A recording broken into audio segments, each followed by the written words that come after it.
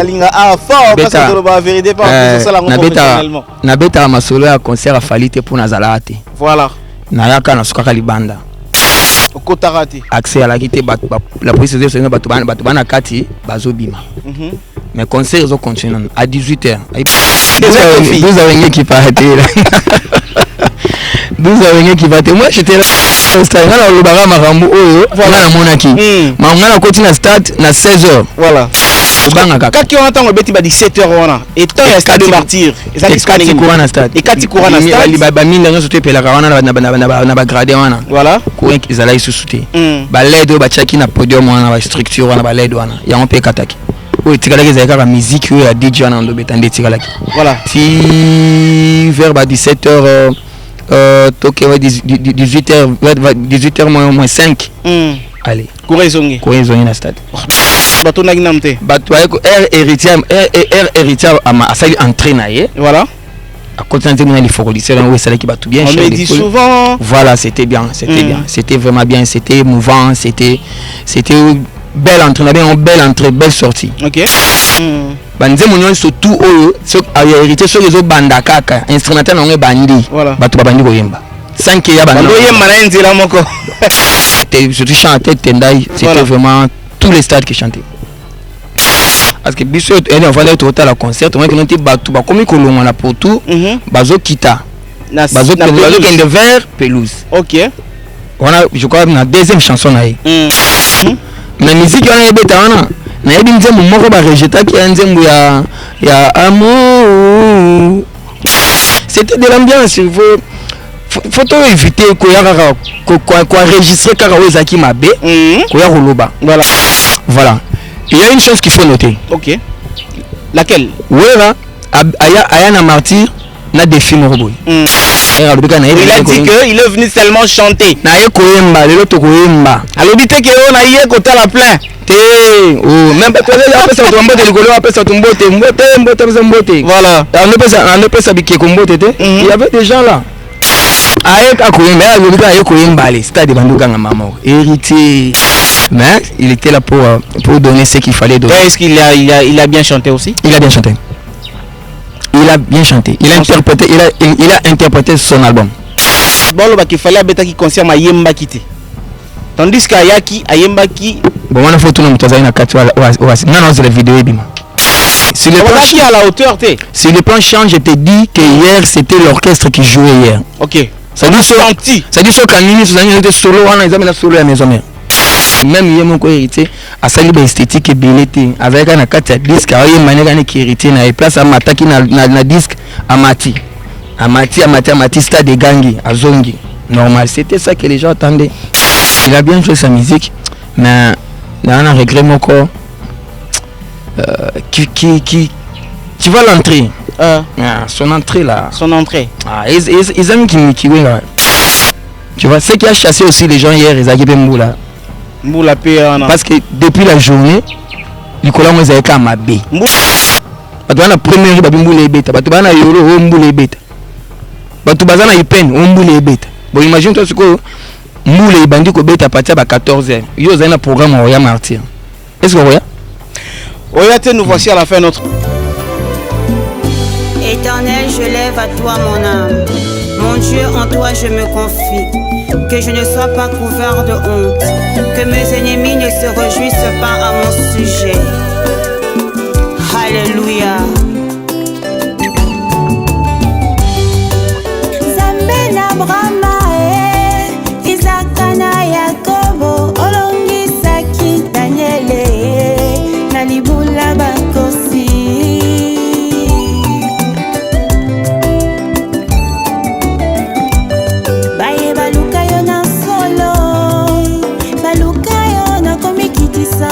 Omimoni sana ba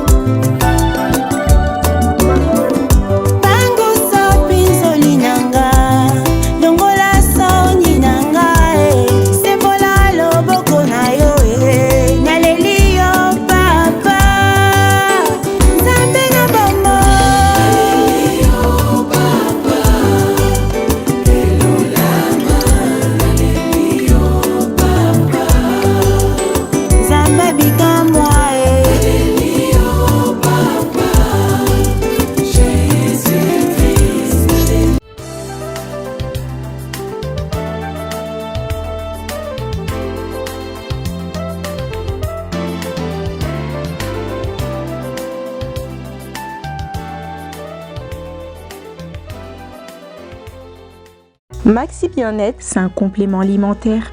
Les plantes qui sont à l'intérieur nettoient le sang, ça régénère le corps, il stabilise le diabète, ça stabilise la tension, il éradique les hémorroïdes, solution pour les érections, éjaculation précoce et faiblesse sexuelle. Vous avez la prostate? Prenez vos médicaments, en même temps prenez Maxi Bien-être. Les femmes également qui souffrent du diabète, Maxi Bien-être soigne et la vie change. Tous ceux qui prennent Maxi Bien-être, regardez leur aspect, ils dégagent la jeunesse. Prenez une dosette, remuez avec un verre d'eau chaude et vous buvez, vous serez en bonne santé. Clan Wenge dans l'ensemble, si on parle de JB, directement il faut parler de Weranson, Didier Massela, Ale Makaba, Ador Dominguezi, Baza tellement ébélé, Basala Clan Wenge wana. Et aujourd'hui, nous voyons que dans la musique congolaise, ils ont Aden Moboye et Pesama, presque tous les musiciens ont un esprit Wenge, c'est-à-dire ils ont esprit moko. Oyo et ça la makambo souvent kaka na ndenge na yango ba dépendaka na batute pona ko sala ba makambo esprit Wenge zali esprit oyo etindaka batu mingi ya ko sala ba réalisation Wenge zala yembande binande beta penande masolo ya musique, c'est-à-dire yemba bina wana nde sala Wenge bazala oyo bazali Wenge. Il reste et il est, l'histoire va nous dire que, va nous préciser que Héritier Watanabe reste le troisième artiste musicien à Clan Wenge et avoir osé de faire un grand concert au Stade de Martyr. Après Weranson, le roi de la forêt, Jubem Piana, Papa Chéri, Mokoulou et puis Héritier Watanabe vient à la troisième place, à la troisième position. Na Clan Wenge batu oyo baoza na kusala un grand concert na kati ya Stade de Martyr. Et l'histoire parlera de lui. Héritier Watanabe reste égal à lui-même. Héritier Watanabe est un dernier fils ya Clan Wenge selon autorité morale ya Wenge bango moko babi. Héritier Watanabe reste le dernier fils ya Clan Wenge. Beaucoup de personnes se posent la question, mais pourquoi aujourd'hui on parle de Héritier Watanabe dans Clan Wenge que de Ferrigola? C'est ça qui est dire aujourd'hui, mesdames et messieurs, concert d'Héritier Watanabe qui a commencé très bien. Et je sais aussi que non, et c'est là qui est trop bien. Quand je dis que je sais, et c'est là qui est trop bien parce que nous allons qui présenter tant concert Héritier Watanabe ici là qui. Et une fois, il nous a décortiqué le Clan Wenge, il nous a parlé de Weranson, il nous a parlé de Jibem Piana, il nous a parlé de Bango Nyosowana, Bakolo Wenge. A décortiquer ki bango meka ki ampe kolakisa biso nani azawera zali nani jibaza nani nani. Heureusement il était aussi sur place na kata Stade de Martyr atala ki événement ya concert à Héritier du début jusqu'à la fin. Il a quelque chose à dire et très surtout il a une analyse à faire. Lui c'est Marc-Olivier Mouka. Il faut qu'il sera efficace à s'inviter na biso. Tout ça qu'on analyser et qu'on critiquer ensemble. Naïe, tout ça bêta tout panzapénant ensemble. Marc-Olivier Mouka, bonjour. Bonjour demain. Boni. Ouais, tout doux. Parfait. Ouais. Le lundi a été toujours. La lundiose. Ouais, a été toujours un jour qui ramène un peu ce qui s'est passé de l'autre lundi jusqu'à dimanche. Ah oui, et ça vraiment été, comment je dirais, un moment difficile pour moi de t'avoir le lundi, hein? Mais heureusement, oui, donc merci. Ouais, on est là pour répondre à nos devoirs, Nabiso. Un jour réservé à sieste, mais Moussala on essaie de noter tout l'obert. Bonne santé dans l'ensemble, Moussala et tout. Ouais, mentalement c'est bon. Avec Congo Base Télévision, Tozawana, nous sommes là en train de bosser avec Christian, le président Christian Bossé, que je salue. Tous les amis de Congo Base Télévision, je n'appelle pas le meilleur et toute ma famille qui sont en Europe, qui sont ici à Kinshasa, qui sont à l'intérieur, qui sont partout en Afrique. Donc, le meilleur, surtout dans Master Penda. Merci beaucoup Marc-Olivier Mouka, lui c'est Hervé Mbela, il est en train de réaliser cette émission. Merci beaucoup pour ton professionnalisme. Maramejo Salama Kaka Nenge Tolobaki que en 2023 to benga ba annonceur, to benga ba sponsor, to benga ba tout bazana pour ça ba espace, to benga vraiment ba tout ba ko travailler na biso professionnellement Nenge to za ko travailler. Marc-Olivier Mouka, l'invitation d'aujourd'hui spécialement nous allons parler que de la musique. Nous allons vraiment parler que de la musique dans l'ensemble. Une fois, je le dis au début de mon émission, que Omega a un peu décortiqué Wenge pour définir oui ensemble, définir ça qui JB Piana ainsi que les autres. Et Zali Eloko Moko est très très très bien. Et aujourd'hui, il faudra parler de la musique congolaise, Marc-Olivier Moka. À un certain moment, Tozala qui est habitué, il y a comme chaque fin d'année, Tozala habitué, na ba générique ya quartier latin, générique ya Wenge BCBG, générique ya Wenge maison mère, générique ya artiste musicien et belé pour na epesa biso fête epesa biso musique ya ko fêter nango fin de l'année. Et apparemment c'est comme si ezalaka lisusu te. Cause nango e cause alani. Cause nango eza technologie. C'est la technologie qui a un peu basculer un peu les choses. Ouais. Moi, dynamisme, moi, mais moi, je préfère na technologie. Technologie. Oui, majorité y a artistes mingi bagomo sala babilo mo pour atchaka na chaîne na YouTube. Voilà. Tu vois, à nourrir chaîne. Alors, les bagomo sala on sous penza te pour na heure. Pour na œuvre plutôt. Pour na comment on appelle ça, pour na mélomane non comme ça là pour YouTube et vivre kaka YouTube na vivre kaka c'est-à-dire ça il mo kaka bon donc adapté na YouTube et non adapté na culture na biso tu vois alors na bilo musoyo mona ba snap pour certifié musique ça certifié dans l'ensemble les musique na biso c'est un Congolais ça met saute côté mais bien dans l'ensemble et la musique fondamentalement la musique intervient au sein on était moi guitare solo na biso eza moi mbundeza moi nineza mais na forme nango bena boye eza mena ki UPA OK eza penza rumba te album moi na fali o eza certifié eza album rumba te eza rumba te notre musique c'est la rumba c'est les ndombolo c'est ben tu vois c'est les soukous mais so tali bena on musique on les a certifié disque d'or eza musique mo boye ya libanda la musique française. La musique urbaine. Ok, voilà. La musique tu vois, urbaine. Alors, si tu as certifié, on en a mis tout ce qu'on a artistes ils se disent quoi? Non, il faut emprunter ces chemins. Cette musique, voilà. Pour reconnaître, on a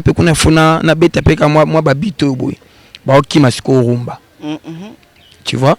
Alors, ce qui s'est fait moi je suis très content. Nazo la petite qu'on a formé c'est type comme ils en a bakalos nakati comme ils en a MH nakati comme ils en a VIP nakati je salue l'artiste yoka pena VIP ngamona ki ba cher diplôme ils a blasphème tondeni je profite de l'occasion pour poser la question directement na yemoko auteur compositeur ya Nzembo wana na ba pasteur pe ba homme de Dieu ba répondre ngai mutu alobi ke non te nzambe na lola aluli nana a transféré na paradis na paradis c'est-à-dire quoi a transféré na moto na lifeloti voilà a transféré na enfer plutôt voilà nzambe na paradis mais na enfer nzambe na paradis aluli nana a transféré na enfer c'est-à-dire pas que zika botango esa nini et silat mais comme na enfer ango fête na fête pourquoi pour cette beauté là voilà tu comprends un peu ça alors je profite pour retourner un peu artiste à expliquer bien fondamentalement bien que kozalaka na ndenga bolingo mais asali na nzambe bato batangaka bible bameka pe expliquer biso nanu eza blasphème toté donc là je ferme la parenthèse pour dire que pour souhaiter bon vent à cet album qui est vraiment du chacho qui est vraiment de la rumba à quel moment on bien nous la peut qu'on appelle sous snap pour analyser sous plan et puis ça sous pour la rumba et qui sous bien étant donné que Koto Inesco va reconnaître déjà Koto va reconnaître et puis sous formule 7 donc ba certifié en peu sous pourquoi pas ba platine wana ba platine ba ni ba pesa nyo surtout ba diamant ba ni nazwa déjà et l'obama qui moi trop même bisope na média to zala qui peut un peu ko l'obama moi trop que mon ama ya kimi rumba mon ama ya apparemment azo kokalisu vraiment te ko se défendre na rumba neto yebelaka na ba droit chemin et autres. Alors avec cet album formule 7 oyomo lobi déjà que non malamu ça kuna est-ce qu'à quelque chose to loba que Et ça, la stratégie artiste, il est encore fort dans la rumba ou bien au sentier pénal que non, moi, baisse dans la rumba. De son côté. Non, je ne peux pas dire que baisse c'est ça. Non, je ne peux pas dire que baisse c'est ça na rumba. De son côté. De son côté. Ouais. Je ne peux pas dire c'est un artiste. Un artiste. Par rapport à la maison de production, maison de distribution, dans le secteur, il permettre à percer à côté parce que c'est une compétence internationale. Les gens vont utiliser pour la voix, elle est un peu, voilà. Elle est un peu cassée. Oui, il fallait permettre à côté, imposer à quelle musique urbaine. Voilà, imposer à quelle musique et puis ça lui choper à bateau face à la featuring parce que on a déjà dans la société d'édition déjà connu ba combo ba imposer bango faut yembana bango pour écouter kuna mbala moko pour été ka mbala moko sala au vanda. Il a profité de ça. Ils ont été notre qui rumba. Pour moi, je fais ma lecture. Ils ont été notre tchatche moi pas cité. Au rumba moi pas si rumba musique moi pas si oui. Ils ont musique à pas si. So côté là on a studio oui pour réaliser on a live. Il faut piquer donna. Ouais. Il faut piquer. Au mususu ya bango ba sala na ya musique me permettre avant on va voyager on va voyager on a CD boy na poche jina muke. Moi flash plutôt. Flash moi muke boy. A ocha on a pantalon jina ou bien cha on a kacha ma trousse boy. Aketele c'est là on partout batuna. Akena ye moko. So rumba bongo attention. Rumba zo bezo tamono na système défensif na mobimba. Mobimba. Vous comprenez? Voilà. Yango mona we. Ça moko gafé car comme mamino pena. Yango mona JB avanda atala jamais. Na obeta biliko na ba UPO yote. Yem na structure, il faut ba danseur bazala, il faut ba choriste bazala, il faut seguin na yazala, il faut ya fifi yazala. Voilà. Ça dit maintenant we ramena nous sommes invités donc il faut minimum moi délégation 15 personnes. OK, ce ko débrouiller na terrain parce que ça dit phase na orchestre mobimba wana ana 4 guitaristes wana batteur wana mutabeta mbunda wana mutakingongolo wana clavieriste wana des atala ko minimum. C'est ça la musique congolaise. C'est ça la musique au ba pesa biso ya wana au calé.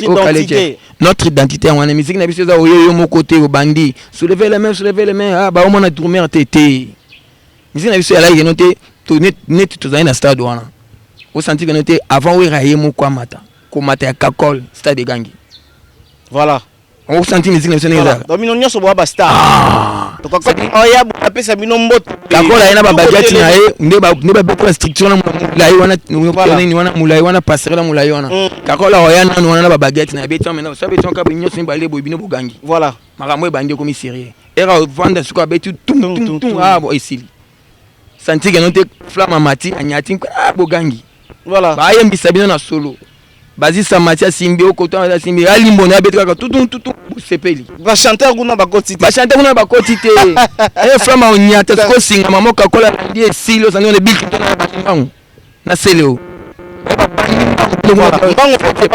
bandi bambangu kaka na podium bandi bambangu santi babindo me oya bandi ba shit voilà après ba casse place betina casse comprendre est-ce que ba fait ba kota ba bindo ko imbiko kaka na ya danse musique na biso yango wana démonstration c'est dire leader ana on te bino bo kota déjà boza déjà ba toza déjà recépel musique na biso ba tike de biso yango wana connaître to ebi connaître Khaled Jeff Azana il y a un certain tabou là voilà il y a un certain ikona sima kuna zo beta singa boyoka voilà musique na biso yango wana et benati na bazaiko santi on zaiko langa santi vejo sara zane wana mais au santi il le pable ana sima kuna.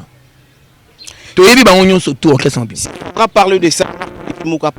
Alors, l'identité de la musique congolaise et bandit qui a changé. Et comme déjà Kobeba. Parlons maintenant de ça. Tobet à tour na orchestre ya Fali, groupe d'accompagnement ya Fali, orchestre ya Ferré, ya Héritier, ya Miel et les autres. Tozana Bastarte. Aujourd'hui, on a vraiment ces difficultés. Il y a qu'à reconnaître que celui-là, c'est un musicien de Ferré. C'est un musicien de Fali. Pourquoi? Parce que dans le quartier, on a un star basate.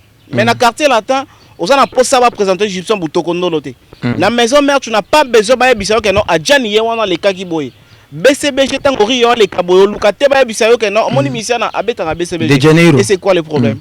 Tout ça là, c'est encore une fois la technologie au les réseaux sociaux. OK. Les réseaux sociaux au senti que noté leader ana posa na nous yemoko na zalana nous kaka star. Tu vois? On attend qu'on fabrique ba star té. Pendant que yé azalaka fabriquer. Tous ceux-là que tu as comme des leaders aujourd'hui là. Au bazo mi benga 5e génération, bazo ou la 5e. Non, il y a pas de 5e. Il y a pas de 5e génération. C'est un vent. Trop bien, on peut vague. Ils ont accompagné la 4e génération. Mais ça va pas passer, ça va continuer dans les vaguetés. N'engé bazana système musical ya Wenge. Tous. Wenge a hérité na Zaïko. OK. Zaïko a hérité na African jazz. Kuna toke discussion moulai. Parlons de star na kati ya orchestre. Discussion moulai. Toke discussion moulai po na koyasu na basuke ça mzo mona ke etino fongwa makasi. Eza kana sur avènement de technologie wana. Leader ana posa zaka yemoku. Leader azomona ngene soki na propulsé a kokinga osala chaîne na YouTube, osala pe orchestre na ya groupe na ya accompagnement ko accompagner a comme na succès. On pense à ça. Pourquoi? A otala YouTube.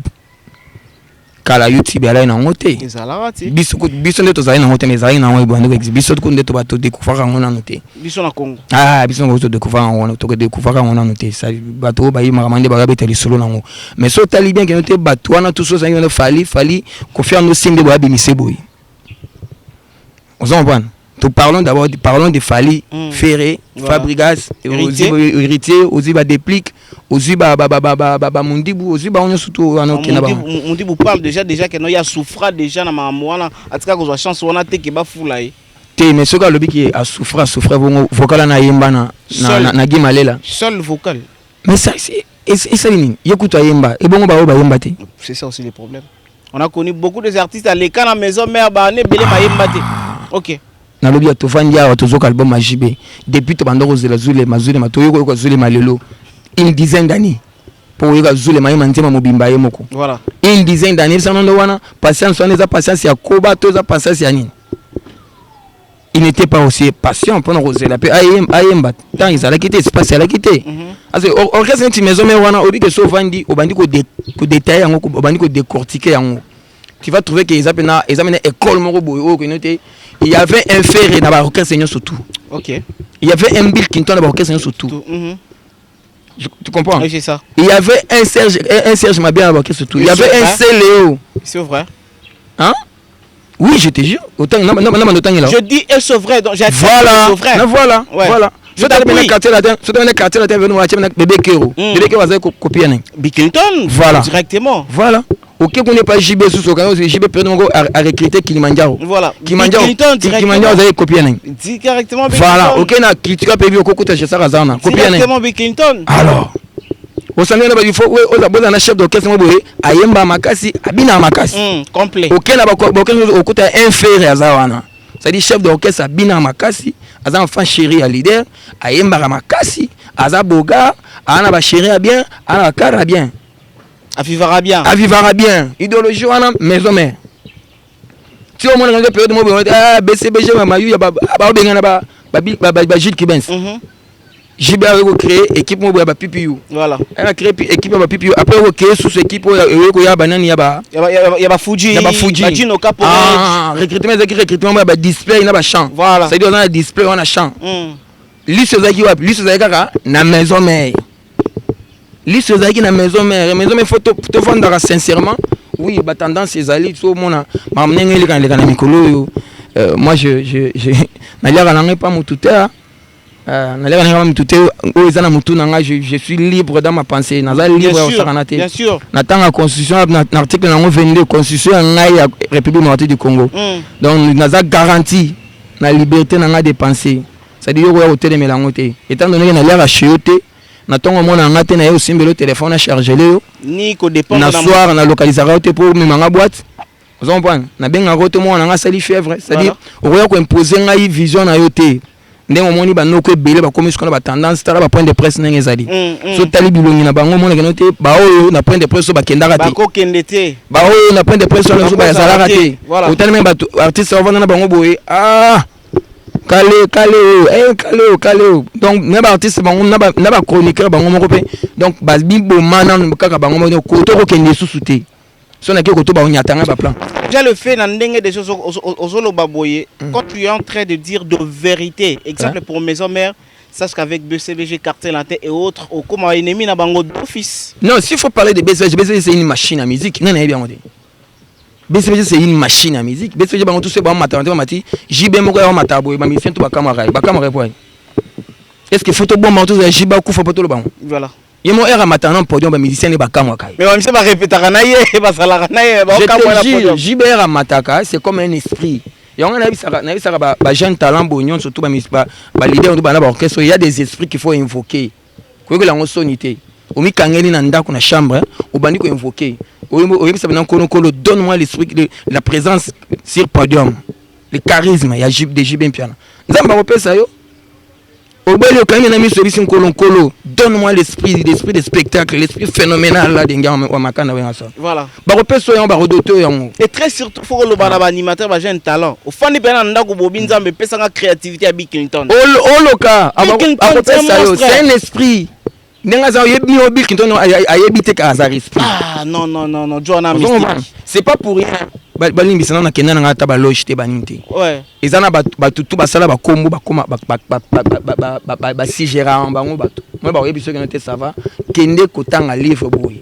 Livre na ko kotanga livre na au moins ba komi makambu ya Roméo na kati. Voilà. C'est-à-dire kotanga on se dit c'est l'esprit batindio kende ko invoquer. Esprit à Roméo. Mobutu actuellement a comme esprit. Voilà. Mobutu a comme esprit. L'homme c'est un esprit. Spirituellement c'est la démonstration. À l'occasion c'est les plans musicaux à l'occasion de quoi poser la biso.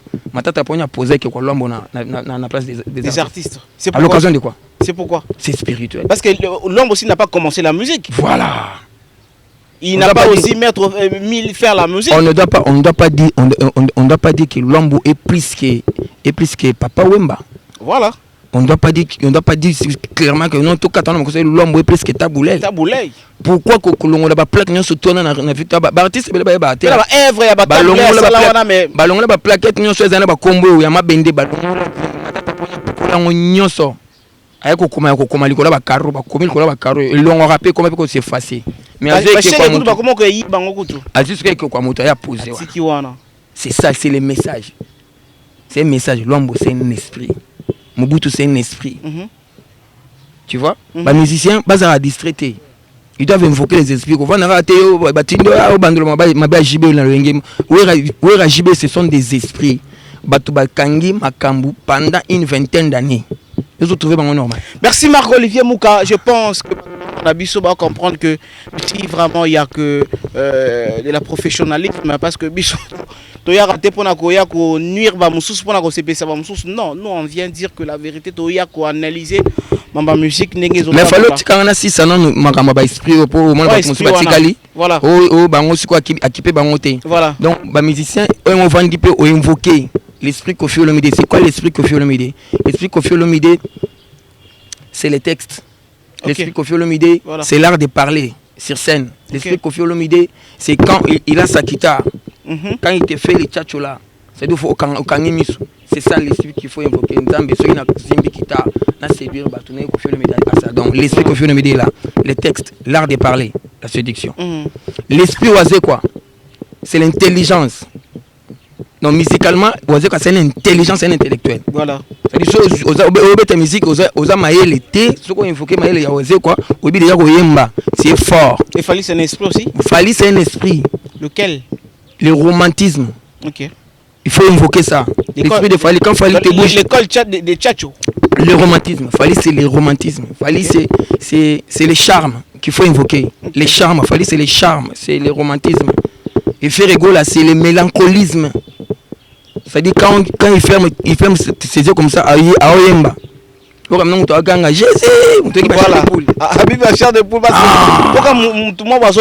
L'esprit mélancolique de Ferrego, il faut l'invoquer. Héritier un esprit actuellement? Héritier, oui. L'esprit héritier, c'est l'esprit pré-pré. C'est-à-dire? L'esprit pré-pré, c'est-à-dire Tembe. Voilà. L'esprit Tembe. Parce que tel environnement où l'héritier a évolué, donnant ce bâtiment au Kima. Hervé Tchelanga est là. Ce bâtiment. Yemba, moto, na Tembe, akoya kinate. Wana Yemba. Qu'est-ce que ok. Moto, na Tembe, akoya. Non, pour dire que. Non. À monter à Tembe, à quoi on a Tembe? Ah mais oui, c'est normal. L'esprit à Tembe, quoi, il sera battu, non? Oui. Vous soutenez cet esprit à Tembe? Il faudra que la moto à Salara Tembe pour la Jésus. Et Zalaka, comment il s'appelait encore? Thomas, voilà. Voilà,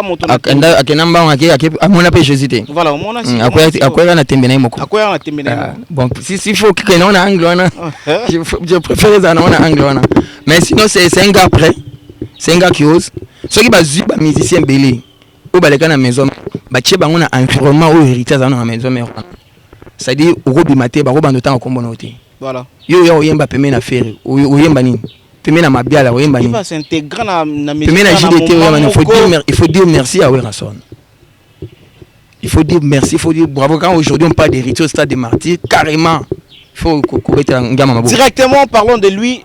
Marc-Olivier Mouka, vous étiez sur place. Nakata stade de martyr à comment ça à mode Tembe. Voilà, à mode Tembe. Avant héritier matana podium il y a stade de martyr aux Alaki wana ti après Mboule Bandi comme mélangé dans ma grande boutou ndeki obima stade. Si vous devez nous informer, vous devez nous dire les déroulements de ces concerts. Et Zalaki ndenge nini? Bon, ouais, faut na bongama pour na Zalaki. Faut venir na bongama. Nalinga fort parce que le ba vérité pas ça la professionnellement. Na beta masolo ya concert a falite pour na Zalate. Voilà. Na yaka na sukaka libanda. Okotarati. Accès à la qualité la police de ce batubana kati bazobima. Mais concert ils ont continué à 18h. Ay batubana kati ba bima déjà. Pour permettre que batubana kati ba bima que batu ba libanda bakota. C'est-à-dire batuba comment qui déborder na kati. Na yebité. Na kota kité. Voilà. Na robeta masolo nga na mona kité. So na kota ki na zo ya kota na loba ah il y avait plein étouffement batu ba kufi na misu na nga. Mais comme na mona rappel ate bembete na misu na ngai. OK. Na mona que notre place nazali insécurité. Ba garde fou bachaki libanda wana entrer où il est wana pour permettre batu ba le kalera boye. Neti hôtel kota Marquois wana. Voilà. Biso ya boye na sortie à vestiaire. Na sortie à vestiaire wana to vanda na biso wana. Kakemo le mo tambole likolo ya eza ebetema na musika na kotala ngo boye tambole likolo ya Marco parce que bangisi bino tunde ba na kati wana na ebisio o so raisonner quand on mbule eta ko betela Kinshasa to akufaki so oza espère vous mena na stade italigayo parce que la pluie ezo bangisa tout ce temps ici voilà attendre ko kota rama été obimaki mbula so bandi o raisonner ah ero mai tourner na le pont peut-être na sa porte on est côté mwandam.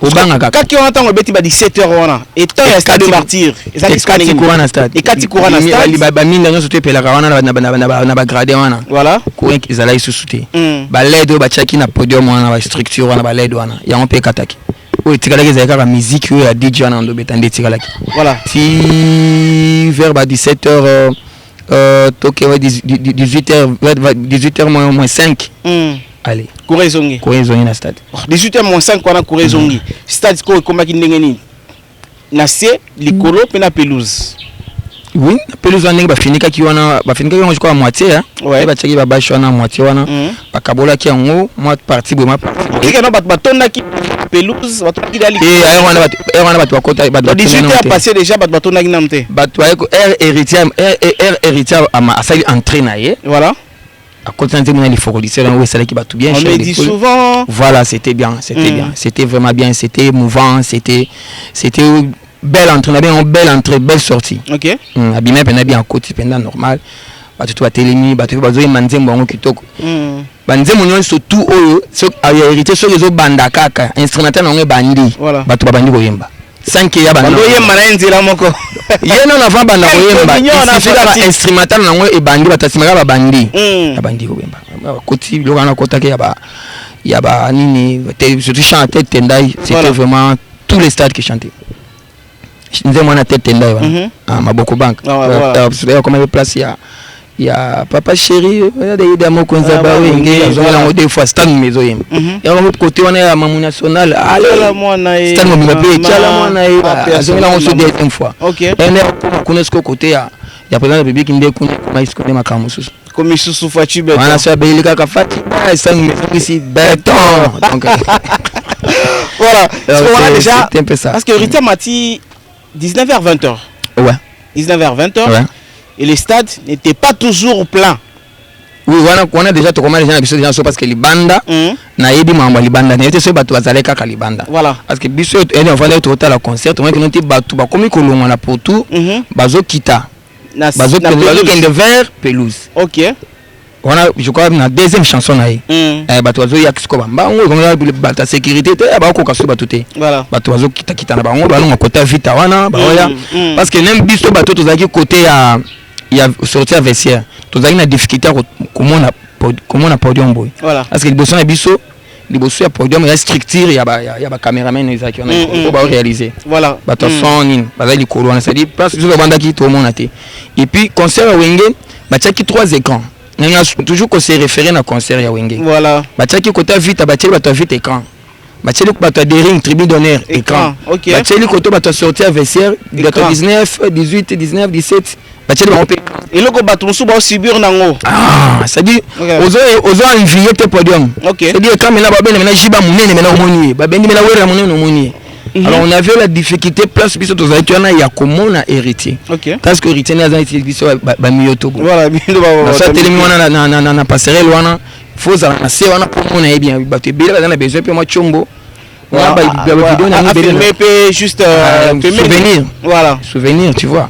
Donc c'est ce qui a poussé les gens à le bateau peut-être baza bateau ba qui libanda ba comprendre en réalité pe à place ba yo za place té ndé ba kitaki na se ba kila ba tiki ba moko ba kanga bateau ba leka qui se souté. Voilà, avant que to kota siro sur le plan il y a musique nek betamaki et ça na moi phénomène moi le moi les kaki wana air ba DJ ba nek ko emballer ba tuna ba différentes musiques pour na ba tout ba s'ennuyer na ngoté.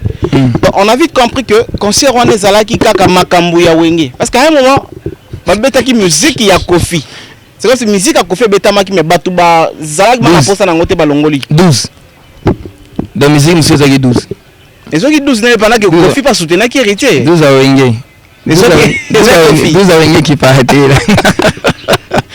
12 à qui va te moi j'étais là au stade là le bara marambu oyo voilà na monaki mais on a continué à stade na 16h voilà ça dit maman les na 14h na ebité na olobela ngote na yokuta musique ezo beta na musique on a beta wana na ebi nzembo moko ba rejeta ki nzembo ya amour voilà amour te za ya ba petit na biso ngo ba beta ka bakala ya kaka bon ça qui le rafali ba kalo ko bona la matata c'est pas bon ya yango pourquoi pesa na yo amour elle bandika boye bakala wenge batele baboyi DJ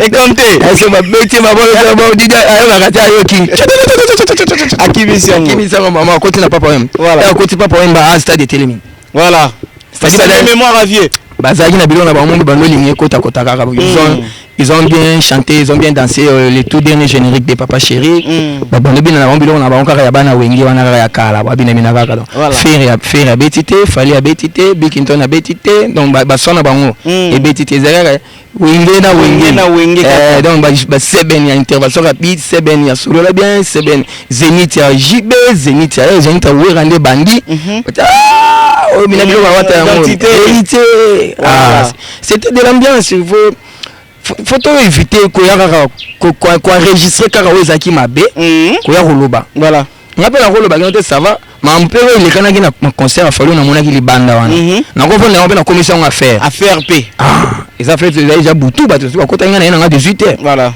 artiste déjà na podium ba to mususu bazo bima la police va ne le ba clairement que bazo préférer que bato baza na kati ba bima que bato ba libanda bakota pourquoi bato bana kati bazobima voilà parce que il y avait déjà plein de monde là-bas voilà fallait azobeta déjà mais bato bazobima on a 18h so il ça 18h so tabe 18h era yemba na mwana c'était 18h non voilà so bato ndo bima point non 18h te fallait mati après 18h 18h on a ezalaki ya mataki na podium te non mataki na te peut-être ba monaki que déjà 18h l'idée on a matité déjà plein on a battu bima fallait mati podium après nazav na ba détail ya makambo le kani na concert a falité na kati na suka kilibanda nazo peser momo na suka libanda voilà mais on a oya wenge na kotaka 14h na bimaka 20 après ba manzembu ya il y a nani atata voyage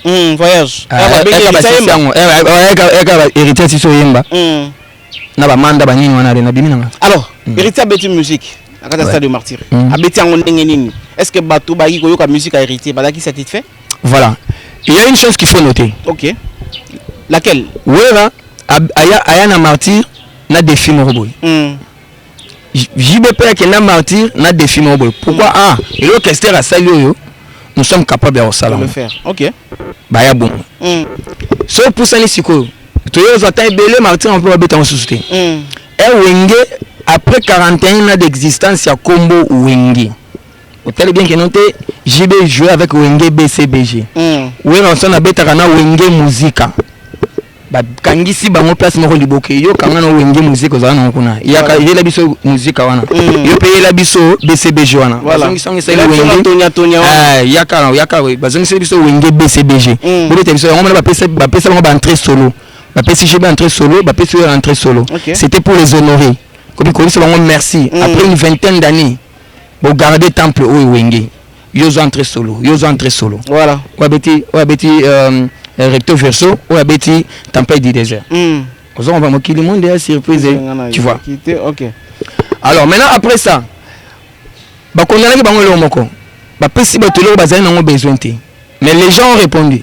Mais bando reprocher Wenge musique en babeti musique en voilà ils avaient musique à 5000 c'est là qui te yoka boy ils avaient musique à 5000 bon mitungi ça té mon musique à 100 $, on est bako beta bien ils avaient combien 300 ou beta qui na il y a VIP ba beta VIP ouais 300 $100 $100 OK $100 à VIP des ça qui moi likolo combien ça 50 200 voilà OK.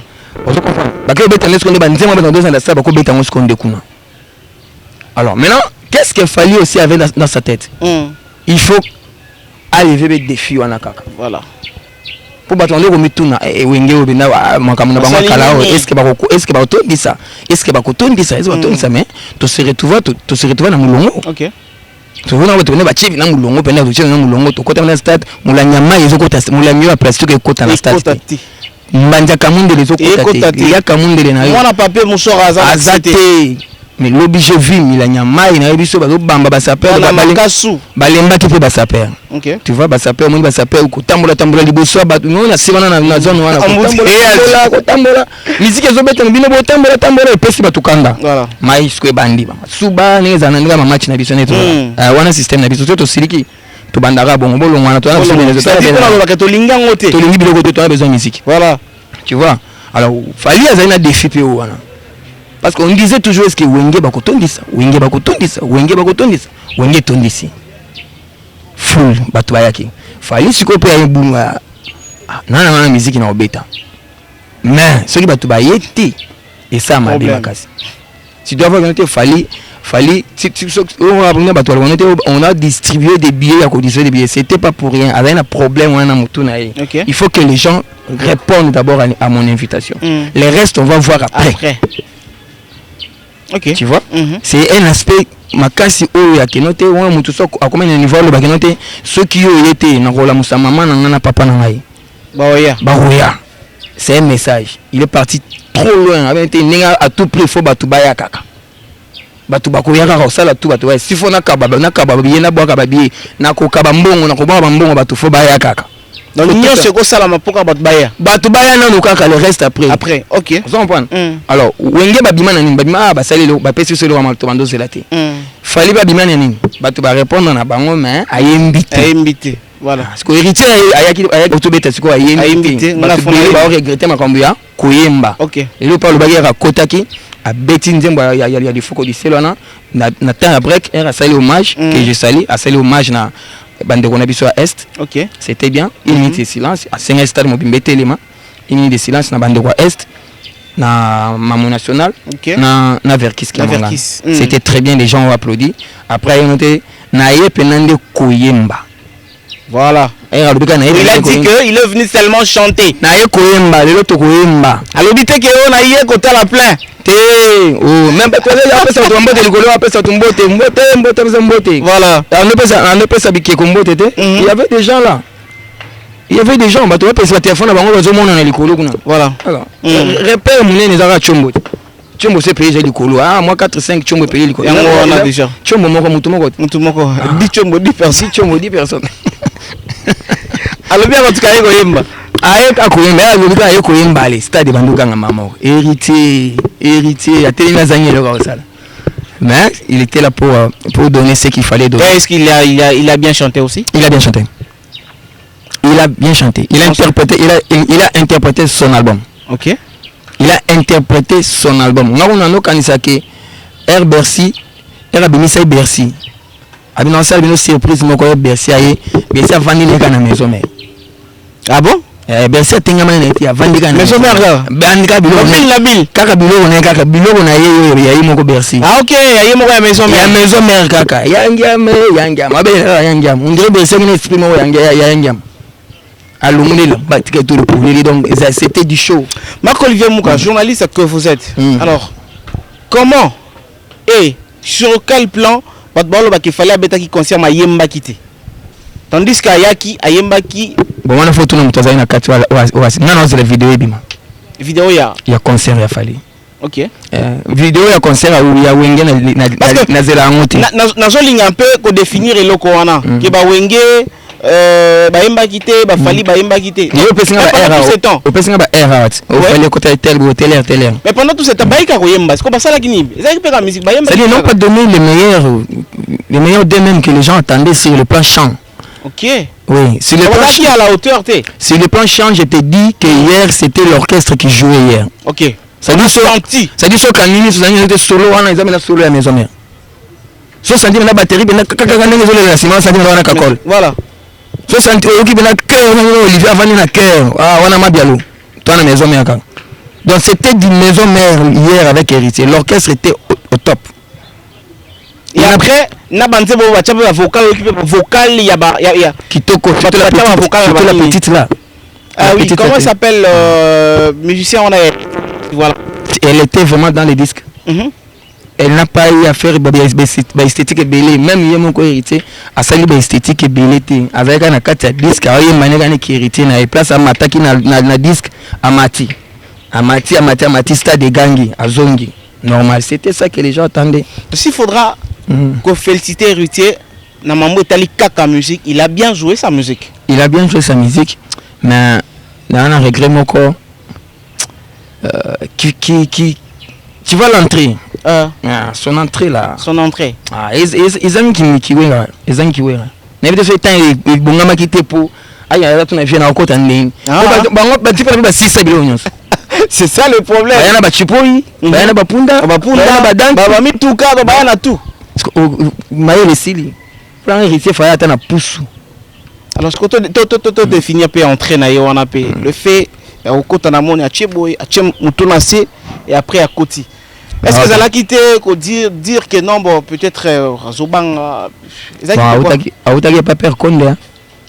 Il faut tourner babilo ko ana faut tourner peur konde mutawala mbabanga vamba ya père spirituel ya tous les artistes musiciens. Il y a événement stade de martyr quelque chose. Il fallait kotaki salande. Entré fallait salande. Fallait quand il est entré directement hier a télémi pendant 1 minute. Na photo voilà pendant 1 minute ba doit là aussi fallait demander père Condé ba wenge ba kotande bakota kana ile ba punda boy charrette punde benda bango ba vandaka na charrette bango tout ba vandi ba vandi ça bango tout. Est-ce qu'on matina podium basala ni bana podium so mataka moko ok ba moko na muto ateli ma place ndé ba telemaka ba matisi Blaise Bula ka termine na konya kuna ba matisi Jibe ya telemi pembeni ya Blaise ba matisi Weranson ya telemi pembeni ya Jibe ba matisi enini tata Mobichi ya telemi pembeni ya Wera ba matisi Manda aye ko telema place ya Fandi. Vous comprenez? Ah même là oza kumbimba oza vraiment il faut bien que tuna bango ce que commentaire pataki wana tuna bega peur Condé mutasuka yamba bango wana to pesier mbote pas ça voilà ayaka ndo sa prière na concert ya Wenge ayaka oui mutasala la prière ok soko yaka usala prière na concert pe afali je pense que bato ngaba kufa ponanga ngaba kufa te je pense que Batouania Bakoufa, ceux qui a ça la prière. Parce que prière en a Sarah Wengiana, à qui ça va incident tout, avec ma bise à la thé, n'engue boyaki, n'engue bokobima. Amen, ça me ganga. Amen. Mais non, toki ko peki sa ba fanatique te baza libre ya ko sala ba comparaison ba sala. S'il faudra comparer to banda concert et héritier na concert ya Fally sur le plan plein pour le bani. Dans le bec concert héritier il a fallu nazari na katité na bandingi. Non, vous avez des images Marc Olivier Mouka. Otala ka ba image sur le plan plein. Oui. Nazana image moko na katia stade. Omoni côté à Vita. Côté à Vita na moni ya mutu makasi ya teti. OK. Côté à Vita wana eza teti. So ozi 17 16 14 15 16 12 aussi 12 ah place on est à 12 donc on a nani ya Fally 12 na mona pe mon photo mo termina malka so tali photo mo pe azo kota ba modogo ba kota ba modogo ba modogo voilà so tali kuna eza 12 puis dans le monde eza 12 parce que moni photo ya mwana na photo ya quartier latin conseil comment Diana Souka. Kasi eza 12. Voilà. Le 12 c'est comment déjà 12. 12 peut être 12. Nous sommes bien conseil héritier. Eza 12. 12 ala mutu so aza ngambo boyi na passerelle wana. Aza na ngambo ya tribune d'honneur. So akanga mutu aza li artiste ali makange photo. Na sima na 12 eli. Donc 12 ans ça venait avec 12. Na c'est 12 à solo. Eza 12 à solo, on se voit vers si ma podium. Donc, il y a un centre d'année à là. Alors, s'il faudra parler sur le plan musical. Sur le plan musical, il y a un zolo banayoki nayoka quitté. Bon, il faut se méfier na biloko ya ba téléphone. Ba téléphone, ils sont professionnels. Ils filmer na téléphone, elle la kisi yo. Yo maman bandi ko juger. Ba vidéo ko tala bena boyeke fallait azoyemba, on a tous regardé. Mais na téléphone, je ne peux pas juger que fallait yemba ki mabe. OK. Non. Je dois te dire que na concert il y a hérité, il y avait les sons parce que j'étais là. Voilà. Navanda ki kuna côté a sorti à tribune donnée il y a vestiaire. Na oyoka. Ozoyoka pene ils ont répondre ozoyoka. Ba tout même les shows parce que ba show santé maintenant les gens dimar ya wana obi dimar. Ouais DJ wana. Belle prestation. Alors Nada aussi. Nada il y a comédien. Belle prestation. Ok, c'est bon. Belle prestation. Les gens ont dansé, Batwa Télémi. Ok. Ouais, il a bougé. Alors, Namakam Oyo Goga a promis qu'il biso. Il y a ça des concerts, il y a respecter heure, il y a aussi sa concert, il y a ça la bonne musique, il y a ça la plein, Bamakamwana Nyoso. Marc Olivier Mouka, est-ce que c'était réellement au rendez-vous ou bien il y a des points qui n'a pas réussi par rapport à ce qu'il nous a dit dans différentes interviews? Oui, ils ont bien rebellé ezangaki par rapport à la préparation nae. Ils ont bien rebellé ezangaki. Donc on peut zangaka indisponibilité ya biso totara ba image mobo là que ce soit fallait ayana mo hélicoptère mobo. Bazo ça l'entraînement en Ndolé je pense. Voilà. Mata au sala boy.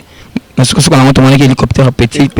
On a petit porté ça avec publicité ya ba banderole na likolo. Non, na yoka ke monté. Na ebité image na balaki sanga zokota zobima so ezaki yeto yeti.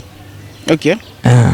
Il paraît que notre fallait route à l'écolo il fallait créer le système il y a aigle bon habité on les a pas dire Fally lui-même nous a pas dit parce que les warriors côté communication en tout cas ça la GT Arsenal wana na ce kangi et côté esprit et côté fallait fort ah bon c'est vraiment un esprit Amna Mobutu. OK il est fort ça donne un peu mais ils ont même le chroniqueur ba comment ba ko finga ba musicien monsieur pour Fally un chroniqueur donc na zimi micro ali na vandi na sali na moko na caméra na téléphone boy na sala 45 minutes mais on finga ba collègue na ngai pona mutu mususu ana en faveur ya Fally. Voilà obi baraté zebele baraté zebele par rapport à ma promesse. Parce que même l'émission tout ça qui l'autre fois n'avait pas que noté il a ramené fouet ça maintenant moi suka na barbecue moi suka na jour à Noël et ils allaient mon peuple mo na Kinshasa ma parents n'a habité ceux qui peuvent tout aller rendre. Comment les parents peuvent faire ça 364 jours mais tu te permets à robimana moi 365e jour moi na bébé au memi il y a mususu moi c'est madame ameni moi na musona mu Congo voilà bozo longwa malueka boya ti kitoko magasin na okanga photo. Pourquoi pas le faire pendant tous ces jours? Et ça, jour à fête. Non, jour à fête, on reste à la maison avec la famille. Vous devez comprendre que non, les parents n'ont pas les possibilités chaque jour aussi. Non. Chaque jour, c'est pas tous les parents qui le font. Non. Moi, je condamne ça. Il y a eu beaucoup de dépenses inutiles au Sénégal qui est le 25. Il y a pas de dépenses inutiles. Voilà, comment on rejoindra poupée, ils auront moins poupée pour le 25. Faut que sur le 25 il y a des jeux dans Babiloko, c'est du maca, chaque jeu du maca, côté on a moins décomplexé moi on a joué. OK. C'est bon. Pour le poupée on peut acheter ou maintenant ngoté. Ba oui be sapato na ngo ba oui be le wana final la tu na bana ba yiba na ba plan. Ba oui be kei.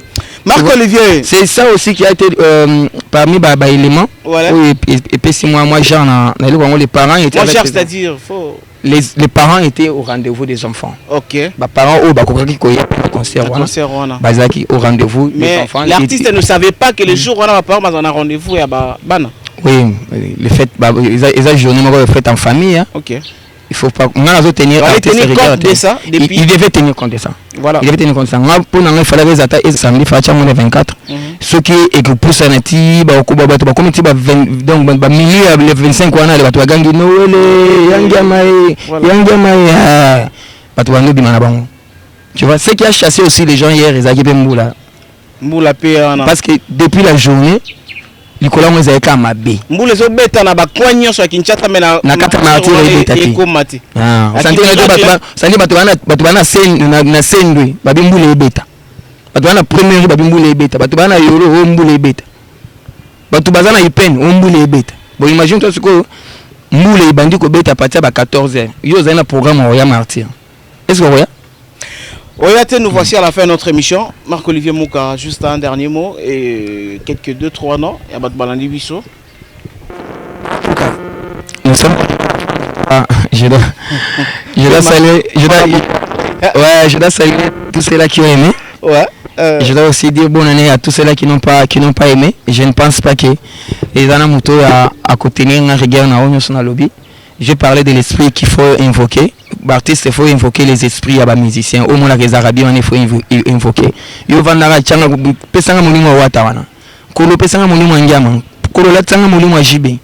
Et oya. Oyo linga pas oya wana ulata. Comme spectaculaire, comme phénomène, comme monstre. Ta oya ma be na mandule. Yemo kutaba ya ye ya kana show. Ah, oya kama be. Oya ya kana show. Donc c'est un peu ça. Na pesi batutu mbote na pesi opé merci le rendez-vous la fallait kaka naya pour na to pesa seke voilà to pesa to donner to pesa we sengeli to pesa Marc-Olivier Mouka efficace pour na o Monique ako memangana angwana efficacité je suis là vos suggestions maman surtout bon nous besoin nous sommes à Kinshasa biso tous en biso à Kenya mais maman belé au sala ezali on a besoin de soutien na bino bato ba musika tozana ba matoste ya kofinga tozana matoste ya ko dénigrer tozana matière ya ko dénigrer ya ko kitisa nous avons de la matière pour vendre positivement les artistes vendre positivement nos Congolais dans le secteur union surtout. Je vous dis merci beaucoup. Retrouvez-moi sur Facebook, Marc-Olivier Mouka, efficace Nazawana. Sur Instagram, Marc-Olivier Mouka, je suis là. Sur TikTok, efficace Mouka, je suis là. Et puis sur WhatsApp, Obeti Kaka, plus 243 99 46 44 107. 243 99 46 43. 46, 44 plutôt, 107. Merci beaucoup à Lendele, merci à tous les amis, à la grande équipe technique, Kale, Moussala Kitoko. Hervé Mbela. Hervé Mbela, Moussala Kitoko, courage mon frère, on est ensemble, bonne année à Libota. Et puis c'est Kitoko Makasi, je dois saluer Zizi Kazemoko depuis Bundesliga, je dois saluer Laurent Bumba depuis Paris, Eric Chunza depuis Vancouver, John Lilo depuis la Suède, Tabitha Kazali depuis la Hollande. Je dois aussi saluer tous les amis à partir de New York, Brasco Badibof et mon ami à partir de Kikwit, na Pessi, Kams Kambe Mbote, candidat à Bissau Sika photo Chapwa na élection la 2023 oyo. Massa mon kwazana na katia Kikwiti wana Kambembo. Mwenge na uti kuna koi mama Kikwiti. Voilà. Ana Kim na pesi bankale tout mbote. Des gros bisous à toute ma famille. Merci. Voilà.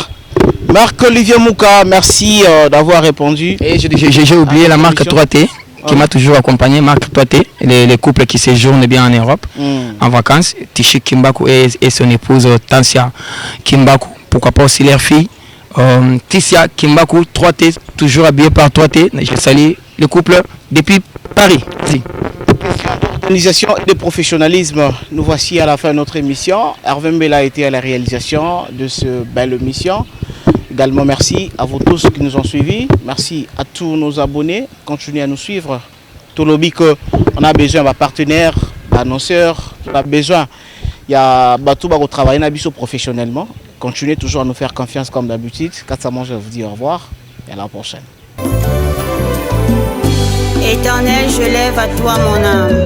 Mon Dieu, en toi je me confie. Que je ne sois pas couvert de honte. Que mes ennemis ne se réjouissent pas à mon sujet. Alléluia. Zambena Brahma Isakana Yakobo Olongisaki Daniele Nalibula Bakosi.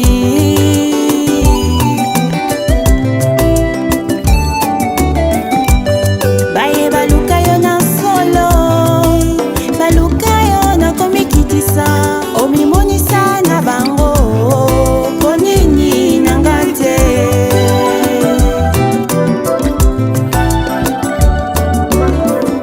bango so pinzoli nanga longola soni nanga sembola loboko na yo naleli yo papa nzambe na bango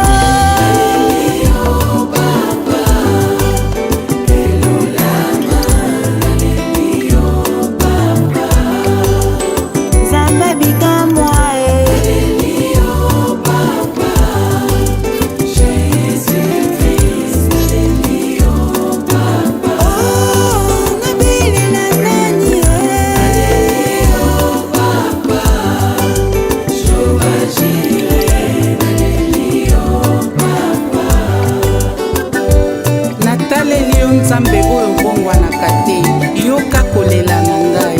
Hey, Yahweh, nayebi yo nde bikamwa. Hey, Yahweh, solo yoza monene. Bafinga batonga bachola balobinga na kobala te. Yo nde nzambe ya bokeseni, nzamba bikamwa. Osungi malamu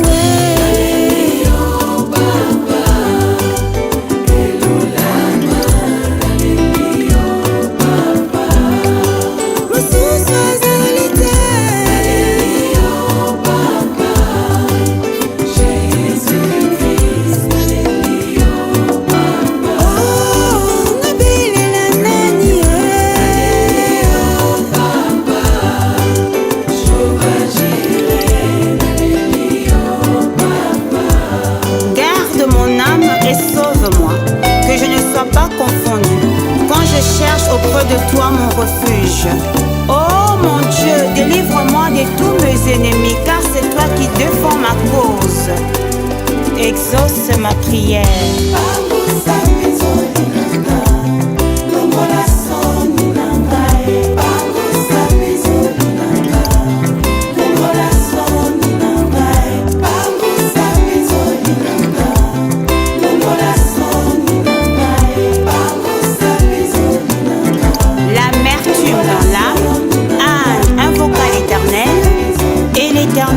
Redonna le sourire à son visage, consola son cœur. Natie Elikia Nangai et Pana